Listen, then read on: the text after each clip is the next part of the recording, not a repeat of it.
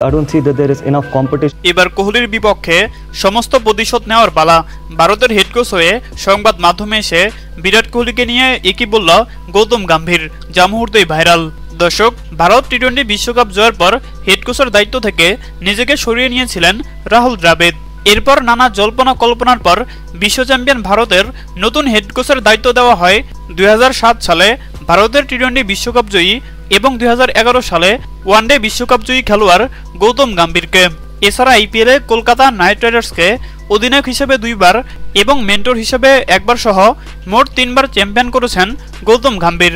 আর এবার ভারতের head coach হয়ে সংবাদ মাধ্যমে এসে বিরাট কোহলিকে রীতিমতো হুমকি দিয়ে বসল গৌতম গম্ভীর। কেননা বিরাট কোহলি এবং গৌতম গম্ভীরের মধ্যে দীর্ঘদিন ধরে দ্বন্দ্ব চলছে, যেটা দেখা গিয়েছিল 2013 আইপিএল এবং সর্বশেষ 2022 এবং 23 আইপিএলে।